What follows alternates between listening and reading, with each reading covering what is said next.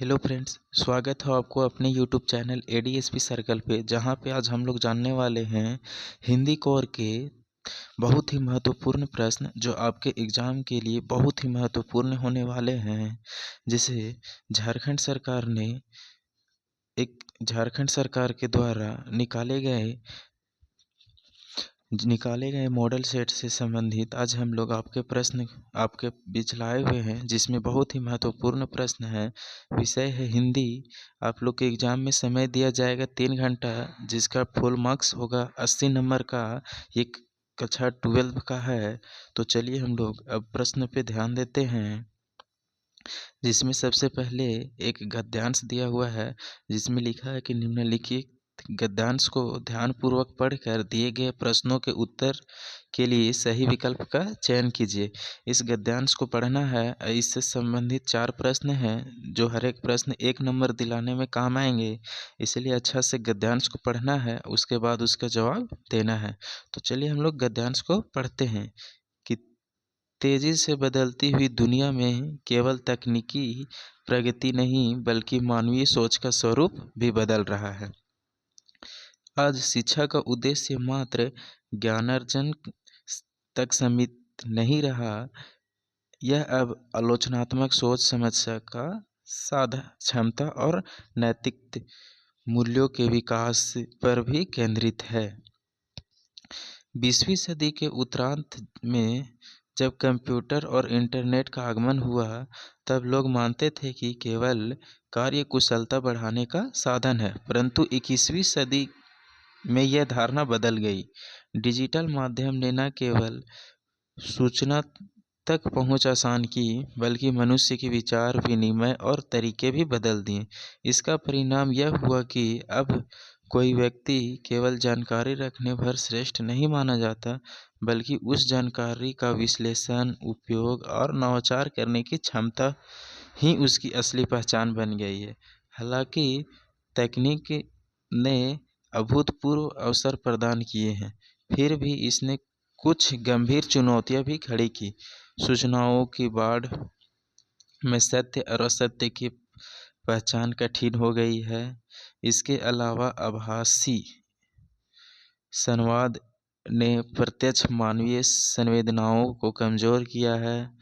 इस परिस्थिति में शिक्षा का एक महत्वपूर्ण दायित्व यह है कि वह विद्यार्थियों में न केवल ज्ञान, बल्कि विवेक और करुणा का भी विकास करे। भविष्य में वही समाज अग्रणी होगा जो तकनीकी दक्षता के साथ साथ नैतिक बोझ, सृजनात्मक और मानवीय संवेदनशीलता को भी समान महत्व देगा। केवल मशीनें बनाना पर्याप्त नहीं, उन्हें सही दिशा में प्रयोग करने के लिए मानवता की गरिमा को सर्वोपरि रखना आवश्यक है। चलिए, इस प्रकार हम लोग गद्यांश को पढ़ लिए। अब प्रश्नों को देखते हैं कि अनुच्छेद के अनुसार, यानी उस गद्यांश के अनुसार 21वीं सदी में व्यक्ति की श्रेष्ठता किससे निर्धारित होती है? केवल तकनीकी से, जानकारी का विश्लेषण और नवाचार करने की क्षमता से, या अधिक जानकारी से, या महंगे उपकरणों के स्वामित्व से?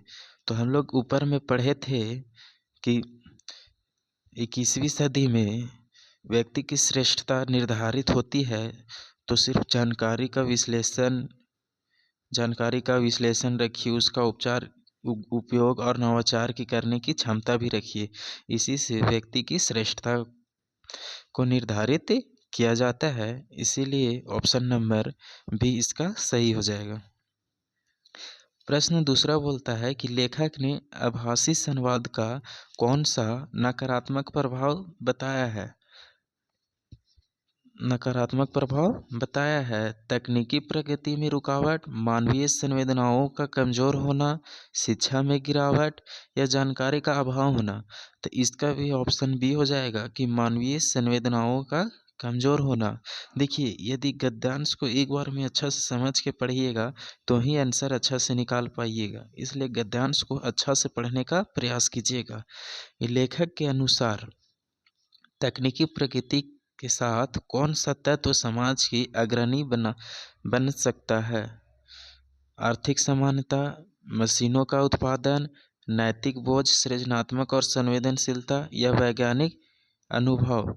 तो इसका जो आंसर हो जाएगा वो हो जाएगा ऑप्शन नंबर सी, नैतिक बोझ, सृजनात्मक और संवेदनशीलता। अब आते हैं प्रश्न नंबर 4 पे। यह बोलता है कि अनुच्छेद में बताई गई गंभीर चुनौती में से एक कौन सी है। यानी कि अनुच्छेद में तो चुनौतियों को बहुत ज़्यादा बताया गया, उसमें से एक कौन सी है वो पूछा जा रहा है। तो ऑप्शन ए है कि तकनीक का धीमा विकास, सत्य और असत्य में भेद करना कठिन होना, या जानकारी का अभाव, या विज्ञान का विरोध। तो ये 4 का भी ऑप्शन बी हो जाएगा, यानी सत्य और असत्य में भेद करना कठिन हो जाएगा। ये भी हम लोग पढ़े थे। अब यहाँ से एक पद्यांश दिया हुआ है, इससे संबंधित भी 4 प्रश्न हैं, जो आपको हर एक प्रश्न 1 मार्क्स दिलाने में बहुत महत्वपूर्ण भूमिका निभा रहे हैं। तो चलिए पढ़ते हैं कि निम्नलिखित पद्यांश को ध्यानपूर्वक पढ़कर दिए गए प्रश्नों के उत्तर के लिए सही विकल्प का चयन कीजिए। अब पद्यांश पढ़ते हैं कि उस रात आसमान को एकटक ताकते हुए वह जमीन पर अपने बच्चों और पति के साथ लेटी हुई थी। उसने देखा आसमान स्थिर, शांत और सूनेपन से भरा था। तब वह कुछ सोचकर अपनी चूड़ियाँ, बालियाँ, बिंदी और थोड़ा सा काजल उसके बदन पर टाकाई और आसमान पहले से ज़्यादा सुंदर हो गया। चलिए पढ़े। अब हम लोग प्रश्नों को देखते हैं कि पद्यांश में आसमान का प्रारंभिक रूप कैसा बताया गया। रंगीन, स्थिर, शांत और सूना, बादलों से ढका हुआ या तारों से भरा हुआ। तो इसका आंसर हो जाएगा ऑप्शन नंबर बी, यानी कि स्थिर, शांत और सूना। छठा प्रश्न है कि पद्यांश में औरत द्वारा आसमान को सजाने की क्रिया का क्या सांकेतिक अर्थ हो सकता है। प्राकृतिक सौंदर्य बढ़ाने का प्रयास, जीवन में अपने हिस्से का सौंदर्य बांटना, या गहनों का प्रदर्शन, या रात को रंगीन बनाना। तो इसका भी आंसर हो जाएगा ऑप्शन नंबर बी, यानी कि जीवन में अपने हिस्से का सौंदर्य बांटना। 7वां प्रश्न है कि स्थिर, शांत और सूनेपन से भरा आसमान किस मानसिक या भावनात्मक स्थिति का प्रतीक हो सकता है। प्रकृति की थकान, जीवन की नीरसता, उत्साह और उमंग, या भविष्य की उम्मीद। तो ये 7 का भी ऑप्शन हो जाएगा बी, जीवन की नीरसता। चलिए अब हम लोग 8वां प्रश्न को देखते हैं। 8वां प्रश्न पूछा है कि पद्यांश में औरत का भाव किस रूप में व्यक्त होता है। निराशा और हार, या सृजनात्मक और संवेदनशीलता, क्रोध और विरोध, या उदासीनता और थकान। तो इसमें निराशा और हार तो हो नहीं सकता, क्योंकि वो तो उसे सजाने का काम की, क्रोध में की नहीं होगी, उदास होगी नहीं, इसीलिए इसका भी ऑप्शन बी हो जाएगा, सृजनात्मक और संवेदनशीलता। इस प्रकार से हम लोग गद्यांश से और पद्यांश से 4 प्रश्न कर लिए। अब आता है आपका प्रश्न नंबर 9। यहाँ से आपको 8 प्रश्न हैं, जिसमें है कि निम्नलिखित प्रश्नों के उत्तर के लिए सही विकल्प का चयन कीजिए। जो हर एक प्रश्न 1 मार्क्स दिलाने के लिए टोटल 8 प्रश्न हैं। तो चलिए हम लोग एक एक प्रश्न को देखते हैं कि भारत का पहला छापा खाना कहाँ लगाया गया था। तो ये छापा खाना का मतलब होता है कि जहाँ पर कागज़ या अन्य सामग्री पर जो अक्षर या चित्र और जो डिजाइन छापे जाते हैं, उस जहाँ पे ये सब बनाए जाते हैं, वही जगह को छापा खाना कहा जाता है। जैसे हम लोग पुस्तकें पढ़ते हैं, तो जहाँ पे पुस्तक बनते हैं या समाचार पत्र वगैरह बनते हैं, तो उसी को छापा खाना कहा जाता है। तो ये छापा खाना भारत में सबसे पहले कहाँ बना था। दिल्ली में, सूरत में, कानपुर में, या गोवा में। तो ये सबसे पहले गोवा में बना था, और यह 1556 ईस्वी में सबसे पहले बना था। समझे। यानी कि भारत में छापा खाना सबसे पहले गोवा में, और यह 1556 में बना था। यानी कि छापा खानों को एक तरफ ये छापा खानों को दूसरे शब्दों में बोल सकते हैं कि यह एक तरफ से प्रिंटिंग प्रेस है, यानी कि छापने वाला मशीन। अब आते हैं 10वां प्रश्न, जिसमें लिखा है कि संचार प्रक्रिया में आई बाधाओं को क्या कहते हैं। यानी कि जो संचार प्रक्रिया है, यानी जिससे एक व्यक्ति अपने विचार या सूचना या संदेश, मतलब जैसे कोई व्यक्ति अपने विचार को, सूचना को या संदेश को किसी माध्यम से दूसरे व्यक्ति तक पहुंचाता है, उसी को संचार प्रक्रिया कहते हैं। तो ये संचार प्रक्रिया में आई बाधाओं को क्या कहते हैं? त्रुटि, रुकावट, आवाज़ या शोर। तो इसका आंसर हो जाएगा ऑप्शन नंबर डी, शोर। अब 11वां प्रश्न देखते हैं कि पीटीआई क्या है। ये जो पीटीआई है, इसका फुल फॉर्म हो जाएगा प्रेस ट्रस्ट ऑफ इंडिया। यानी कि प्रेस ट्रस्ट ऑफ इंडिया क्या है? समाचार एजेंसी, गुप्तचर विभाग, पुलिस या साहित्यिक मंच। तो इसका आंसर हो जाएगा ऑप्शन नंबर ए, यानी कि पीटीआई जो है वो एक समाचार एजेंसी है। ये जो पीटीआई है वो भारत की सबसे बड़ी समाचार एजेंसी है, जो सबसे पहले मतलब 1947 में इसकी स्थापना भारत की राजधानी नई दिल्ली में की गई थी। अब हम लोग 12वां नंबर प्रश्न को देखते हैं कि भारत में बनी पहली बोलती फिल्म का नाम क्या था? आलम आरा, हिंदुस्तानी, हम लोग या बुनियाद। तो भारत में बनी पहली बोलती फिल्म का नाम आलम आरा था, जो 1931 में बनाई गई थी। ये जो 1931 में आलम आरा फिल्म बनाई गई, जिसमें पहली बोलती फिल्म के नाम से जाना गया। अब हम लोग आते हैं 13वां नंबर प्रश्न। इसमें है कि स्टिंग ऑपरेशन किस तरह की पत्रकारिता है। तो ये जो स्टिंग ऑपरेशन है, स्टिंग ऑपरेशन का मतलब होता है यह एक गुप्त जांच प्रक्रिया है, जिसके माध्यम से किसी व्यक्ति का या संस्था का जो गलत गतिविधि या भ्रष्टाचार या अपराध जो करते हैं, उसे उजागर करने के लिए यह कार्य करती है स्टिंग ऑपरेशन। तो इसीलिए ये स्टिंग ऑपरेशन को कहा जाता है। तो यानी कि यह किस प्रकार की पत्रिका है? खोजपरक पत्रकारिता, विशेषीकृत पत्रकारिता या एडवोकेसी पत्रकारिता या फोटो पत्रकारिता। तो यह स्टिंग ऑपरेशन जो है वो किसी की गतिविधियों को, भ्रष्टाचारी को या अपराध करने वाले को खोजती है और उसकी जो मतलब गलतियां होती है उसे उजागर करती है। यानी कि खोजपरक पत्रकारिता इसका सही आंसर हो जाएगा। अब आते हैं हम लोग 14 नंबर क्वेश्चन। इसमें है कि समाचार लेखन के 6 कंकार कब, कहाँ, कैसे, क्या, कौन और क्यों किस लेखन में उपयोगी होती है? निबंध लेखन, पत्र लेखन, संवाद लेखन या समाचार लेखन। तो ये क्वेश्चन नंबर 14 का आंसर ही हो जाएगा समाचार लेखन में। अब आते हैं 15, यानी कि अखबार की आवाज़ किसे माना जाता है? अखबार की आवाज़ किसे माना जाता है? आलेख, फीचर, संपादकीय या पत्र लेखन। तो अखबार की आवाज़ का मतलब हो गया कि जब अखबार किसी मुद्दे पर अपनी सोच या संदेश जनता तक जो पहुंचाती है, उसी को अखबार की आवाज़ कहते हैं। यानी कि अखबार की आवाज़ किस मुद्दे पर है, वह क्या सोचती है, ये अपने जो मुद्दों को देती है, उसी को संपादकीय कहते हैं। यानी कि जो मुख्य उपदेश होता है अखबार का, उसी को संपादकीय कहते हैं। तो यानी कि इसका भी आंसर संपादकीय हो जाएगा कि अखबार की आवाज़ को संपादकीय कहा जाता है। इंटरनेट पत्रकारिता, 16वां प्रश्न, इंटरनेट पत्रकारिता के नकारात्मक पहलू कौन से हो सकते हैं?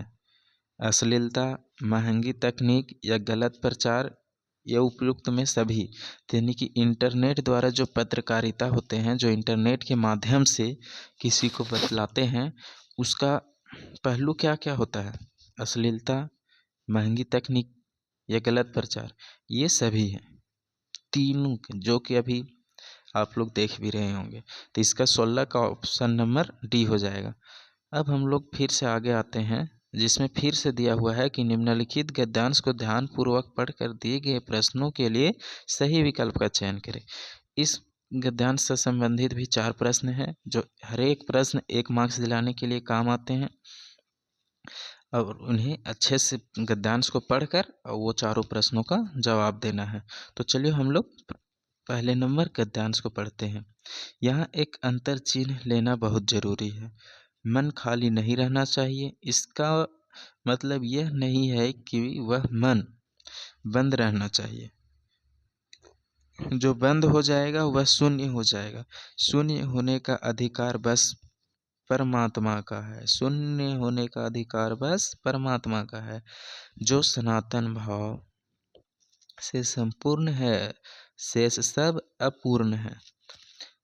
इससे मन बंद नहीं हो सकता। सभी इच्छाओं का निरोध कर लोगे यह झूठ है। और अगर इच्छा निरोध तप का ऐसा ही नकारात्मक अर्थ हो तो यह तप झूठ है। वैसे तप की राह रेगिस्तान हो जाती होगी। मोक्ष की राह नहीं है। ठाठ देकर मन को बंद कर रखना जड़ता है। लोभ का यह जीतना नहीं है कि जहाँ लोभ होता है यानी मन में, वहाँ नकार हो। यह तो लोभ की ही जीत है और आदमी की हार। आँख अपनी फोड़ डाली तब लोभनीय के दर्शन से बचे तो क्या हुआ? ऐसे ही लोभ मिट जाएगा। और कौन कहता है कि आँख फूटने पर रूप दिखना बंद हो जाएगा?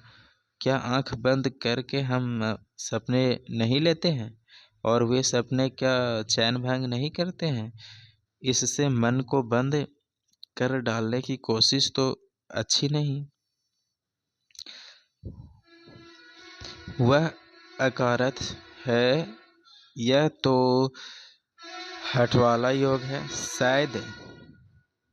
शायद हठ ही हठ है, योग नहीं। इससे मन क्रिस भले हो जाए और पीला और अशक्त जैसे विद्वान का ज्ञान, वह मुक्त ऐसे नहीं होता।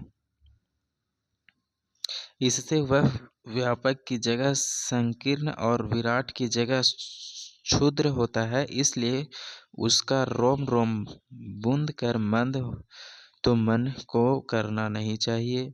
वह मन पूर्ण कब है? हम में पूर्णता होती है तो परमात्मा से अभिन्न हम महाशून्य ही न होते। अपूर्ण है, इसी से हम सच्चा ज्ञान सदा इसी अपूर्णता के बोध को हम में गहरा करता है। सच्चा कर्म सदा इस अपूर्णता को स्वीकृत के साथ होता है। अतः उपाय कोई वही हो सकता है जो बलात् मन को रोकने को न कहे, जो मन को भी इसलिए सुने क्योंकि वह अप्रयोजनीय रूप में हमें नहीं प्राप्त हुआ है। हाँ, मन मानेपन की छूट मन को न हो क्योंकि वह अखिल का अंग है, खुद कुल नहीं। इस प्रकार हम लोग गद्यांश को पूरा पढ़ें। अब इससे संबंधित चारों प्रश्नों को देखते हैं। प्रश्न बोलता है कि गद्यांश में मन बंद होने का क्या अर्थ है? किसी काम में मन न लगना, इच्छाओं का समाप्त हो जाना, मन का स्थिर रहना, मन में कोई काम न करना।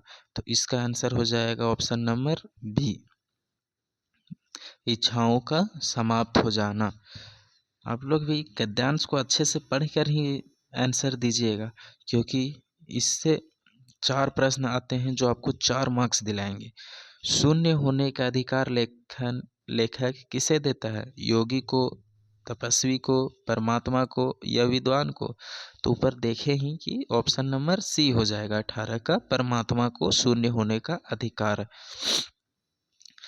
19वां प्रश्न है कि लेखक के अनुसार क्या झूठ है? मनुष्य द्वारा अपनी सभी इच्छाओं का निरोध कर लेने की बात, मनुष्य द्वारा अपनी इच्छाओं को पूरा कर लेने की बात, मनुष्य द्वारा अपनी सभी भोग विलास का निरोध कर लेने की बात, या मनुष्य द्वारा अपनी सभी इच्छाओं को स्वीकार कर लेने की बात। तो ऊपर जब लेखन जो गद्यांश दिए हैं उसमें झूठ यही बताया गया कि मनुष्य द्वारा अपनी सभी इच्छाओं का निरोध कर लेने की बात। Option number A. 20वां प्रश्न है कि मन अखिल का अंग है, खुद कुल नहीं, इस कथन का निहितार्थ क्या है? मन ही जीवन का केंद्र है, मन को मनमानी की झूठ नहीं होनी चाहिए, मन स्वतंत्र है, मन सब कुछ है। तो ये जो इसका तात्पर्य है यानी निहितार्थ 20वां का, उसका हो जाएगा कि मन को मनमानी की छूट नहीं होनी चाहिए, कभी भी मन को मनमानी करने ना दें, क्योंकि इससे आपको कभी भी ये मन नहीं कहेगा कि आप पढ़िए। इसीलिए कभी मन पे ना चले, अच्छे से पढ़ाई करें। अगला दिया हुआ है पद्यांश, जिससे 4 प्रश्न हैं। तो पहले पद्यांश को पढ़ते हैं, उसके बाद फिर चारों प्रश्न को देखेंगे। चलिए। प्रात नभ था बहुत नीला शंख जैसे भोर का नभ, राख पे लिपा चौक बहुत काली सील जरा से लाल केसर से कि जैसे धुल गई हो, प्लेट पर या लाल खड़िया चाक मल दी हो किसी ने, नील जल में या किसी की गौर झिलमिल दे जैसे हिल रही हो, और जादू टूटता है उस उत्साह का अब सूर्योदय हो रहा है। इस प्रकार पद्यांश हो गया। 21वां प्रश्न को देखते हैं कि राख में लिपा हुआ चौका किस भाव को व्यक्त करता है? परंपरा, पवित्रता, नम्रता या दयालुता। तो 21वां जो प्रश्न है उसका ऑप्शन हो जाएगा बी, यानी कि पवित्रता। जो राख में लिपा हुआ चौक है वो पवित्रता भाव को व्यक्त करता है। शंख जैसे 22वां प्रश्न है कि शंख जैसे में कौन सा अलंकार है? अनुप्रास अलंकार, उपमा अलंकार, रूपन अलंकार या उत्प्रेक्षा अलंकार। तो जो 22वां प्रश्न है उसका ऑप्शन हो जाएगा उपमा अलंकार। ये उपमा अलंकार में शंख जैसे, ये उपमा अलंकार का शब्द है। 23वां है नील जल हिल रही हो में कौन सा अलंकार है, यानी जो ये नील जल है वो कौन सा अलंकार में आ रहा है? अनुप्रास, उपमा, रूपक या उत्प्रेक्षा। तो जो ये 23वां प्रश्न है इसका हो जाएगा उत्प्रेक्षा अलंकार। 24वां प्रश्न है कि उषा का जादू कब टूटता है? सूर्य के अस्त में, सूर्य के उदय से पहले, सूर्य के उदय होते ही या उपरोक्त सभी। तो उष्मा का जादू है वो देखिए यहाँ पे था ना पद्यांश में कि जादू टूटता है, इस उष्मा का अब सूर्योदय हो रहा। इसी तरह अच्छा से पढ़िएगा तो सारा का सारा जवाब आसानी से दे दीजिएगा। इसमें भी हो गया कि सूर्य का उदय हो रहा है यानी सूर्योदय हो रहा, उसी समय तो उष्मा का जादू टूट जाता है। अब आते हैं कि लिखा है कि निम्नलिखित प्रश्नों के उत्तर के लिए सही विकल्प का चयन कीजिए। यहाँ से 6 प्रश्न हैं जो हर एक प्रश्न 1 मार्क्स दिलाएंगे। अब हम लोग देखते हैं भक्ति का गौना किस उम्र में शुरू हुआ, यानी कि भक्ति का गौना का अर्थ हो गया कि जब किसी लड़की का जो मतलब किशोरावस्था समाप्त होकर वो आते हैं, जिससे हर महीना उनका जो खून निकलता है वो कब से शुरू होता है? तो उसका एज 5 वर्ष, 7 वर्ष, 8 वर्ष या 9 वर्ष। तो इसका हो जाएगा 25 का ऑप्शन नंबर डी, 9 वर्ष से शुरू हो जाता है। चांद सिंह के गुरु का क्या नाम था? यह चांद सिंह यानी कि चंद्रवंशी के राजा चांद सिंह के गुरु का क्या नाम था? सूरज सिंह, बादल सिंह, गौरा सिंह या इनमें से कोई नहीं। तो इसका ऑप्शन नंबर बी हो जाएगा बादल सिंह, यानी चांद सिंह जो चंद्रवंशियों का राजा थे उनके गुरु बादल सिंह थे। 27 प्रश्न है कि बादल राग कविता में बादलों को अधीरता से कौन बुला रहा है?